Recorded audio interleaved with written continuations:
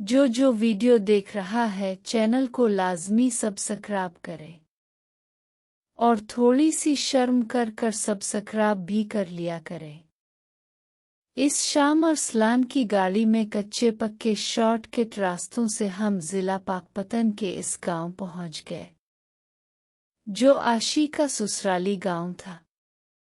अरसलान ने गाड़ी गांव से बाहर रोकी और वहां से आशी की गाड़ी में हम आगे रवाना हुए। अरसलान वहीं से वापस लौट गया। जाते हुए इसे मैंने फ्लैट की चाबी दी और एड्रेस समझाया और इसे फ्लैट की अलमारी से मेरा बैग मुझ तक पहुंचाने की रिक्वेस्ट की। अरसलान के जाने के बाद मैं और आशी रवाना हुए। आशी का घर कदीम तर्ज़न तामीर का नमूना था। शायद ये घर कान पाकिस्तान से पहले का था, जिसकी वक्त के साथ साथ हल्की मुरम्मत होती रही थी। वही पुरानी ईंटों से बनी डोलियां, घर अंदर से नीम तारीख। आशी का ड्राइवर गाड़ी को अंदर ही ले जाता गया, बिल्कुल अंदरूनी कमरे की डियोली के पास। शाम के अंधेरे में इधर मुकम्मल सन्नाटा था। आशी मुझे जल्दी से अंदर लेती गई। नीम तारीख कमरों से गुजारती वो मुझे एक छोटी कोठरी तक ले आई। ऐसा लग रहा था जैसे मैं काम पाकिस्तान से पहले के ज़माने में पहुंच चुका हूं। भर भरी बारीक ईंटों वाला कमरा, दीवारों से उखड़ता चूना। इसी कोठरी से नीचे एक तहखाना सा था, जिसका दरवाज़ा एक अलमारी से निकलता था। खिलाफ तवक्को नीचे हब्स नहीं था। लगता है हंगामी बुनियादों पर तहखाने की सफाई की गई थी। ये जगह तुम्हारे लायक तो नहीं है बाली, लेकिन ये सबसे महफूज है। उधर कोई नहीं आता। बल्कि हमें खुद इस तहखाने का काफ़ी वक्त के बाद पता चला। ये घर किसी हिंदू सेठ का है और इस तहखाने में इसका माल उज़र पड़ा रहता था। सुना है, मैं इसकी बात सुनता माहौल का जायज़ा लेता रहा। तुम यहाँ आराम करो, मैं आती हूँ। कुछ देर बाद ज़मीन से नीचे इस कोठरी में 2-4 कुर्सियाँ, 2 जोड़े पलंग और एक मेज़, लकड़ी के छत की पुट्टियाँ गिनने के अलावा कोई काम न था। मैं उन्हें गिनता ही वक्त काटता रहा। जब सीढ़ियों पे खटपट हुई, कुछ देर बाद आशी के साथ इसका मियाँ यानी चौधरी इम्तियाज़ मेरे सामने मौजूद थे। आशी के कंधे से भी नीचे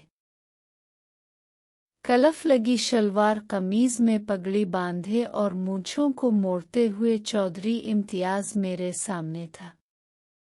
इसने मेरा बड़ा बड़ा शुक्रिया अदा किया कि मेरी वजह से इसकी इज्जत महफूज रही।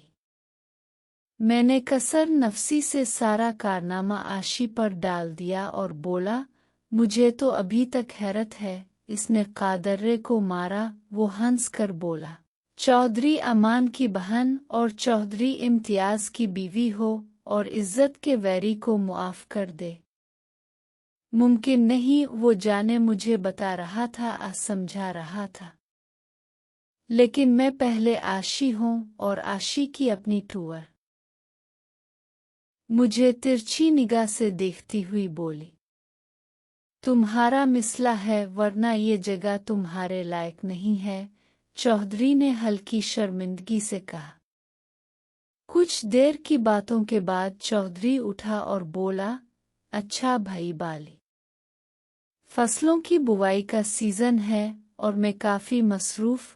आशी बता चुकी थी, वो उन दिनों में ज़मीनों पर ही हफ्ता हफ्ता रुका रहता है। कुछ देर बाद आशी फिर वापस आई। इसका मूड ऑफ था। आते ही बोली, भाई, तुम्हारा वो दोस्त तो आखिर ज़िद्दी बंदा है। तुम्हारा सामान लाया है और तुम्हें ही देने की जिद कर रहा है, जैसे मैं चोरी कर लेनी। मैंने मुस्करा कर कहा, फौजी आदमी है ना ज़िद्दी है। मैं जानता था वो बस मेरी खैरियत दरियाफ्त करना और देखना चाहता है। वो बाहर बैठक में मौजूद था। ये तहखाना रिहायशी एरिया में था, इसलिए इसे लाने की बजाय मजबूरन मुझे ही बाहर ले जाकर एहतियात से मिलवाया गया। अरसलान और मैं अब अकेले थे। यार, तो क्या चीज़ है जो जहान की आंटी तेरी दीवानी है? हादिया 2-4 बार तरीके से तुम्हारा पूछा। ज़ेबा तुम पर मेहरबान, समिया तुम पर मेहरबान, और तुम्हारे फ्लैट गया तो उधर में दरवाज़ा खोला। उधर एक आफत आंटी नुमुदार हुई और मुझे देखकर कदरे मायूस तुम्हारा पूछने लगी, और ये जो आशी बीबी है ना, इसके इरादे मुझे बहुत ख़तरनाक लग रहे हैं। क्या मतलब? मतलब वो जो जिद करके तुम्हें यहाँ लाई है। मेरी नज़र में शेरनी तुम्हें घेर कर अपनी कछार में लाई है। अरसलान जो बता रहा था मैं बखूबी जानता था। अरसलान के जाने के बाद मैं वापस इसी तहखाने में था। मैंने बैग खोला और सबसे पहले कपड़े बदले। इसी दौरान खाना आ गया। खाना खाने के बाद आशी बोली, तुम्हारे पास कुछ रखवा दूं? अगर चाहिए हो तो। क्या मतलब? आप जा रही हो? रखवा दूं अगर चाहिए? मैंने शोखी से पूछा। हाँ जी, जा रही हूँ। कोई काम है क्या? हाँ, मैंने चारा डाला। दर्द बाकी थी कुछ। अगर मसाज हो जाता तो। मसाज का नाम सुनकर वो कदरे सुर्ख पड़ी और बोली, तुम बहुत मीसुने बदमाश हो। चुल्लू करती हूँ तुम्हारा मसाज, निकालती हूँ सादी दर्दें। आशी ने जुमानी अंदाज में सरगोशी की। इसका अंग अंग बोल रहा था कि आज की रात शेरनी अपनी कछार में शिकार खेलेगी। वो परांदा लहराती उठी और बाहर निकल गई। मैंने जल्दी से बैग खोला और थोड़ा सा तिला चख लिया, बहुत मामूली सा। कुछ देर बाद आशी वापस आई, कटोरे में नीम गर्म तेल और एक स्टील का बड़ा गिलास दूध उठाए। इसने आते ही दरवाज़ा बंद किया और कटोरे को टेबल पर रखते बोली, चल भाई तैयार हो जा। पहले ये पी ले। कल की निस्बत आज हल्दी मिला दूध खुश जायका था, शायद खालिस दूध का असर था। इसने अपनी चादर उतार कर कुर्सी पर रखी और मेरी तरफ मुड़ी, गिलास जैसे गिरने से बचा।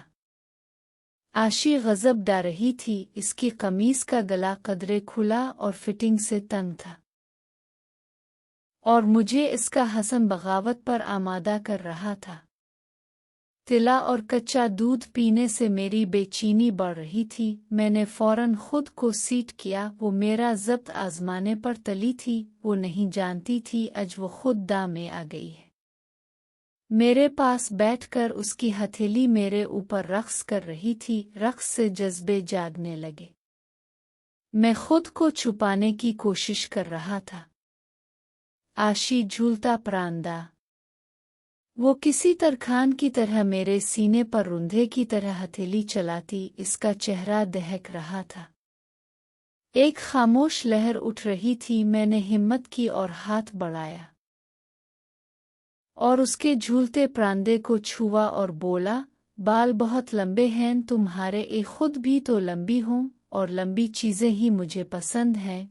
इसकी मुतलाशी निगाहें जिस चीज़ को ढूंढ रही थीं वो मैं जानता था। मैंने इसके परांदे को हल्का खींचा और कहा, फिर कब मलवा रही हैं मुझे सहेली से? वो खुश होकर बोली, बड़ी जल्दी है तुम्हें? हाँ, जल्दी तो बहुत है, बहुत वहशत है। मैंने जो खुद को छुपाया हुआ था अब सीधा हो गया। मेरी सरगोशी ने इसे लर्जा सा दिया। इसके हाथ कांपे। फिर उसकी नज़र मुझ पर पड़ी। आशी के हाथ रखे। वो कदरे पीछे हुई और बोली, अगर मैं तुम्हारी सहेली बनूं तो मैं जानबूझकर चौंका और कहा, आप? हाँ, मैं उआशी जैसे खुद फरामोशी की कैफियत में थी। वो अजीब लहर में बोली, तुमने सुना नहीं इम्तियाज ने क्या कहा था? जो जान बचाए जान इसकी। तो अब वो कुछ देर रुकी और फिर बोली, तुमने मुझे बचाया था और अब मैं तुम्हारी। इसकी सांस चली हुई थी। अतेर चौधरानी अपना राज उगा बैठी थी। अब इसे शर्म से बचाना जरूरी था। मैंने इसका हाथ पकड़कर ऊपर खींचा और सरगोशी की, अगर तुम मेरी सहेली बन जाओ तो मैं तुम्हें रगड़ कर रख दूंगा। वो कांपी और मैंने इसे ऊपर खींचा और मैंने अपना चेहरा इसके साथ लगा लिया और कहा, अब से दोस्ती मेरी जिंदगी की सबसे बड़ी चाहत है। जब से आपको देखा है मैं बेखुद हो गया हूँ। वो खुद को मेरे हवाले करती चली गई। एतमाद कर रही हूँ तुम पर। मैंने आशी से शरारत करके कहा, एतमाद कायम रहेगा। मैं थोड़ा खिसका और इसे घसीट लिया। हाय, वो मेरी जकड़न से बेहाल हुई। वो मेरे से थोड़ा छूटी थी और मैं जैसे ही इस पर छाया, आज मेरी बेचैनी कुछ अलग ही थी। गुस्से वाली बेचैनी। लगता है तिलासर चढ़ गया था। फिर मैंने इसे घुमाया और सीधा होकर बैठ गया और उसका हाथ खुद पर रखा और उसके हाथ की मुट्ठी को बंद कर दिया। हाय मर जावां बाली। आशी ने मुझे धक्का देकर साइड पर किया और मुझे हैरत से देखने लगी और दोबारा अपना हाथ मुझ पर रखा और बोली, क्या यहाँ भी चोट लगी है? मैंने आहिस्तगी से इसको दिखाया। बकौल ज़ेबा में कितवंगड़ा था, यानी खोते का बच्चा। और तले ने जैसे मुझे और पागल कर दिया था। हाय मर गई बाली। तो इंसान नहीं गधा है। मैंने मुस्करा कर कहा, है ना तुम्हारे जोड़ का? हाँ, पूरे जोड़ का है मेरे। उआशी ने कहा। वो भी अब अपने जोबन आ रही थी। बहुत सौदी हो तुम बाली। अब वो शरारतें कर रही थी और मुझे जैसे सुकून मिल रहा था।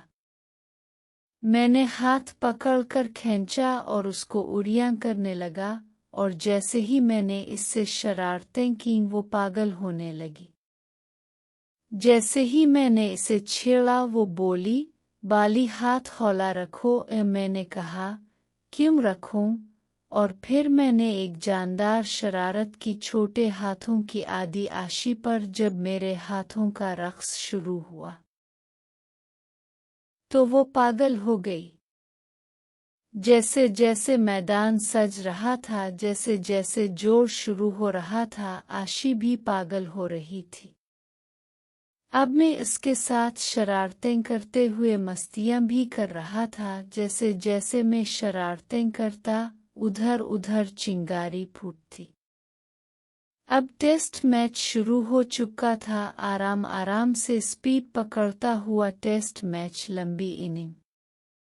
मैंने हाथों से उंगलियों को आपसी जोड़कर कीनुची बनाया और शरारतें करने लगा और फिर मैंने इसको मज़ीद उड़ियां कर दिया। वो एक डीजल गाड़ी थी और अब डीजल गाड़ी तैयार हो चुकी थी चलने के लिए। मैं अभी इसे अपने हाथों पर नचा रहा था और वो नाच रही थी और मेरे इशारों ने इसको झूमने पर मजबूर कर दिया। वो टूटते लहजे में बोल रही था। मैंने इसे उठाया और साथ लेता एक तरफ ड्रेसिंग टेबल के सामने आया, शीशे के सामने। शीशे में आशी जगमगा रही थी और उसके बिल्कुल पीछे खड़ा मैं कद में आशी से बड़ा शीशे में झूम रहा था।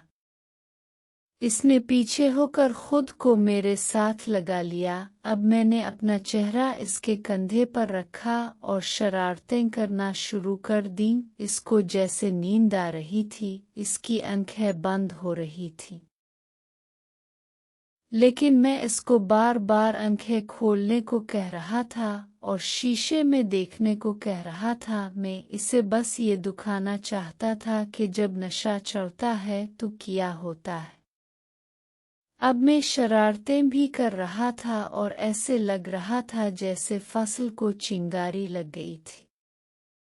मैंने इसकी कान की लो को काटा और कहा, जानती हो, इसकी आंखें बंद थीं। वो बोली, क्या? मैंने कहा, आंखें खोलो। इसने बड़ी मुश्किल से अपनी आंखें खोली। आंखों में लगा लाइनर मुझे पागल करने लगा। मैंने शीशे में से देखते हुए कहा,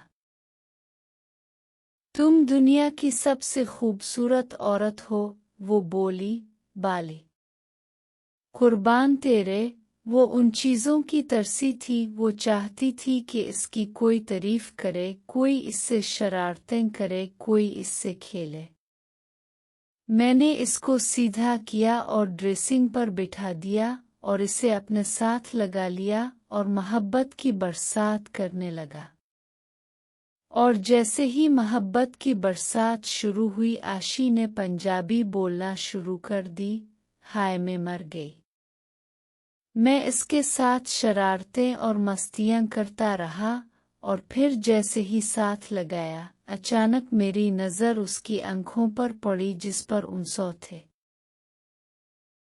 मैंने इसको उठाया और बेड पर आकर बैठ गया। वो बोली, मुझे कुछ हो रहा है, लेकिन मैं तो यहाँ रख्शी की बात पर अमल कर रहा था। मोहब्बत की बरसात करते करते मैं इसकी बातों पर ध्यान नहीं दे रहा था। मैं जानता था कि इस खेल का यही उसूल है। और वाकई वही हुआ। आशी जो पंजाबी में बातें कर रही थी, अब वो पंजाबी में मुझे दौड़ने को कह रही थी। कुछ देर के बाद मैं नीचे खड़ा हो गया और वो बेड पर ही बैठी हुई थी और एक थप्पड़ उसकी कमर पर मारा। अचानक मेरी नज़र उसके प्रांदे पर पड़ी। मैंने प्रांदे को अपने हाथ पर लपेटकर खींचा तो इसकी गर्दन ऊपर हुई। अब इसका चेहरा आगे से ऊंचा था और कमर नीचे थी, बिल्कुल ऐसे जैसे कोई घुड़सवार किसी घोड़े को दौड़ाता है। मैं भी दौड़ रहा था और उसको भी दौड़ा रहा था और साथ साथ उसकी कमर पर भी थप्पड़ मार रहा था। रगड़ाई अब बिल्कुल ठीक हो रही थी। मैं अब बेमसल बन चुका था। कजला ने मुझे एक आम इंसान से महान इंसान बना दिया था, जिसका फायदा मुझे अब हो रहा था। और अचानक मुझे ऐसे महसूस हुआ जैसे मैं किसी तंग जगह से गुजर रहा हूँ, जैसे कोई मेरा गला घूंट रहा है। शुक्र है मैंने तिला खाया हुआ था, वरना आशी जैसी रान के सामने मुझे शर्मिंदा होना पड़ता। काफी देर से हम दोनों दौड़ रहे थे और आशी वाकई मर्दमार जनानी थी। और फिर उसको सीधा करके दोबारा मैं रख्शी का कुलिया आजमाने लगा और फिर मैंने इसको पहली दफा शिकस्त दे दी।